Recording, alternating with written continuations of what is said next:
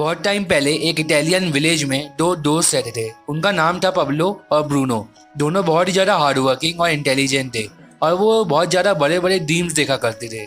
वो दोनों उस विलेज में सबसे ज़्यादा अमीर बनना चाहते थे। वो बस एक अपॉर्चुनिटी ढूंढ रहे थे जिससे वो अपने सारे ड्रीम्स को पूरा कर सकें। और एक दिन उनको वो अपॉर्चुनिटी मिल भी जाती है।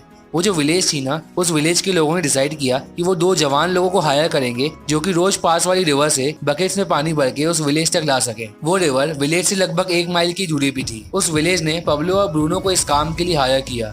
विलेज के लोगों ने डिसाइड किया कि वो हर एक बकेट के लिए 1 पेनी पे करेंगे। जैसे ही पब्लो और ब्रूनो को ये अपॉर्चुनिटी मिली, दोनों बहुत ज्यादा खुश हुए। जो ब्रूनो था ना, उसको ये विश्वास हो गया था कि अब उसके सारे ड्रीम्स पूरे हो जाएंगे। पर जो पब्लो था ना, उसको अभी भी थोड़ा थोड़ा डाउट था कि यार खाली बकेट भर के वो अपने इतने बड़े बड़े ड्रीम्स को पूरा कैसे करेगा। अगले दिन से दोनों पब्लो और ब्रूनो रिवर से बकेट्स में पानी भर के उस विलेज तक पहुंचाने लगे। जो ब्रूनो था ना, वो अपने काम से बहुत ज्यादा खुश था।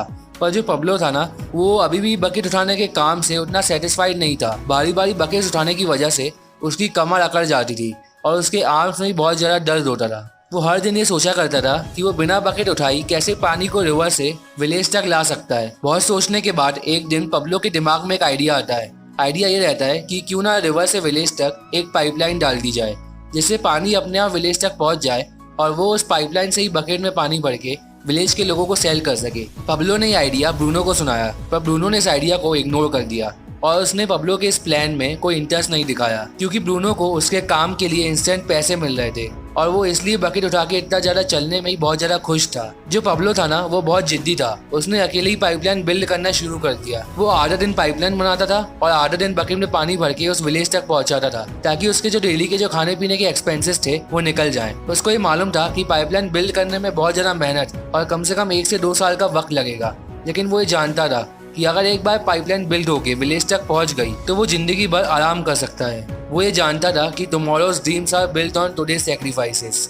ब्रूनो ने बकेट उठा के खुद का एक घर ले लिया था और वो एक बहुत ही ज्यादा अच्छी और लग्जरी लाइफ जी रहा था। ब्रूनो महंगे महंगे फैंसी क्लोथ्स पहनता था। जब ब्रूनो अपनी वीकेंड्स पे आराम करता था, तब पब्लो कड़ी धूप में अपनी पाइपलाइन पे काम करता था। ब्रूनो और सभी विलेज के लोग पब्लो को पब्लो द पाइपलाइन मैन कहकर चिढ़ाते थे और साथ ही साथ सब विलेज के लोग ब्रूनो की इज्जत करने लगे थे और वो उसको मिस्टर ब्रूनो कहकर बुलाने लगे थे। लेकिन पब्लो को मालूम था कि short term pain is equals to long term gain. Pablo 12-13 महीनों में आधी पाइपलाइन बिल्ड कर लेता है। अब उसको बकेट भरने के लिए रिवर तक नहीं जाना पड़ता था। वो उस पाइपलाइन से ही पानी भर के उस विलेज तक पहुंचाता था और ऐसा करने से उसका बहुत सारा टाइम और एनर्जी बचता था और वो उस टाइम और एनर्जी को बाकी की पाइपलाइन बिल्ड करने में यूज करता था। अब जो ब्रूनो था ना, उसको ये एहसास होने लग गया था कि वो पूरी जिंदगी भर बकेट्स नहीं उठा सकता।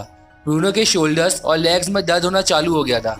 जब ब्रूनो बकेट्स उठा के चलता था ना, तब वो थोड़ी थोड़ी देर में ही थक जाता था। और दूसरी तरफ पब्लो के एफर्ट्स विलेज वालों को और साथ ही साथ ब्रूनो को भी दिखने लग गए थे। अब 25 महीने बाद आखिरकार पब्लो की पाइपलाइन पूरी तरह से कंप्लीट होकर विलेज तक पहुंच जाती है। अब विलेज के पास एक फ्रेश वाटर का 24/7 सप्लाई था। पब्लो को अब कोई भी बकेट्स को कैरी करने की जरूरत नहीं थी। वो उस पाइपलाइन से ही पानी भर के विलेज के लोगों को 1 पेनी के लिए सेल करने लगा। जो ब्रूनो था ना, वो अब पूरी तरह से अनएम्प्लॉयड हो गया था। उससे अब कोई भी पानी नहीं लेता था क्योंकि पब्लो ने विलेज के लोगों के लिए 24/7 फ्रेश वाटर सप्लाई क्रिएट कर दिया था और जिन भी लोगों को पानी की जरूरत पड़ती थी वो उस पाइपलाइन से ही पानी ले लेते थे।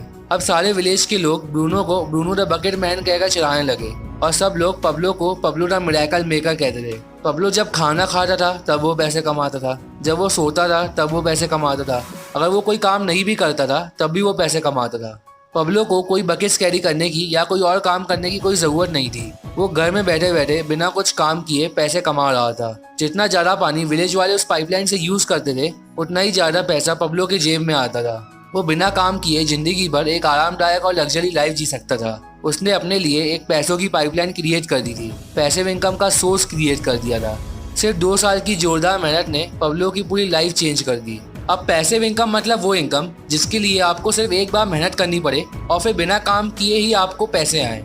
अगर अब मैं आपसे पूछूं कि आप पब्लो द पाइपलाइन मैन जैसी लाइफ जीना चाहोगे, मतलब एक बार जोरदार मेहनत करके अपनी बाकी की पूरी लाइफ एंजॉय करना, या फिर ब्रूनो द बकेट मैन की तरह लाइफ जीना चाहोगे, मतलब जिंदगी भर एक रैट रेस में फंसे रहना, तो आप में से सब लोग पब्लो को ही चूज करोगे। पर असल वर्ल्ड में तो फैक्ट ये है कि ज्यादातर लोग ब्रूनो द बकेट मैन की तरह लाइफ जीते हैं, ना कि पब्लो द मिरेकल मेकर की तरह। अगर आप सिर्फ तब पैसे कमाते हो जब आप काम करते हो तो आप एक बकेट कैरियर हो, और अगर आप सिर्फ एक बार अच्छे से मेहनत करते हो और फिर बहुत लंबे समय तक आपके पास पैसे आते हैं तो आप एक पाइपलाइन बिल्डर हो। अब अगर पाइपलाइन बिल्ड करना इतना अच्छा है और इतना ज़रूरी है तो क्यों इस दुनिया के ज़्यादातर लोग बकेट्स कैरी कर रहे हैं? तो यार इसका सबसे बड़ा कारण है हमारे पेरेंट्स, हमारी सोसाइटी, हमारे स्कूल्स, कॉलेजेस, टीचर्स। ये सब ने हमारे दिमाग में बचपन से ये फीड कर दिया है कि स्कूल जाओ, फिर कॉलेज जाओ, फिर अच्छी डिग्री लो, फिर पूरी ज़िंदगी एक अच्छी सी जॉब करो। कोई भी हमें पाइपलाइन बिल्ड करने के बारे में नहीं सिखाता, सब हमें बकेट कैरियर बनना सिखाते हैं।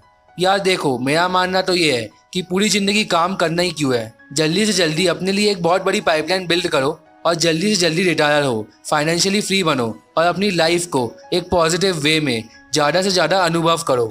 लेकिन अब सवाल आता है कि पैसों की पाइपलाइंस को बिल्ड कैसे किया जाए, पैसिव इनकम को, वेल्थ को क्रिएट कैसे किया जाए। तो यार पैसिव इनकम आएगी एसेट से।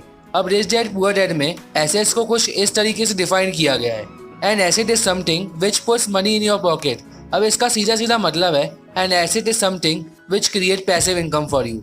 मतलब asset is equals to money pipelines. अब कोई भी इंसान एसेट्स को दो तरीकों से बिल्ड कर सकता है, एक है अपने पैसों से और दूसरा है अपने टाइम और एनर्जी से। अगर आपके पास पैसे हैं तो आपको अपने पैसों को एक अच्छी जगह इन्वेस्ट करना होगा जहां से आपको पैसिव इनकम आए। फॉर एग्जाम्पल, आप अपने पैसों को स्टॉक्स में, म्यूचुअल फंड्स में इन्वेस्ट कर सकते हो जहां से आपको अपने पैसों पर अच्छे खासे कंपाउंडेड रिटर्न्स मिले। ऐसे और भी कई सारे बिजनेस होते हैं जहां आप अपने पैसे इन्वेस्ट करके आराम से पैसिव इनकम का सोर्स क्रिएट कर सकते हो, पर उन सब बिजनेस की बात हम किसी और वीडियो में करेंगे। अब अगर आपके पास इन्वेस्ट करने के लिए अच्छे खासे पैसे नहीं है तो जो सेकंड तरीका है वो आपके लिए बेस्ट है। इस स्टोरी में जो पब्लो था ना, उसने भी इस टाइम और एनर्जी वाले सेकंड तरीके को ही यूज किया था पैसिव इनकम सोर्स को क्रिएट करने के लिए। फॉर एग्जाम्पल, अगर आप एक यूट्यूब चैनल क्रिएट करते हो तो आपका उसमें एक भी पैसा नहीं लगेगा, पर उस चैनल को ग्रो करने के लिए आपका टाइम और एनर्जी लगेगा, जिस तरह से अभी मेरा लग रहा है। और जैसे ही आपका चैनल ग्रो हो जाएगा तो आपके लिए वो एक डिजिटल एसेट बन जाएगा जो आपको पैसिव इनकम कमा के देगा।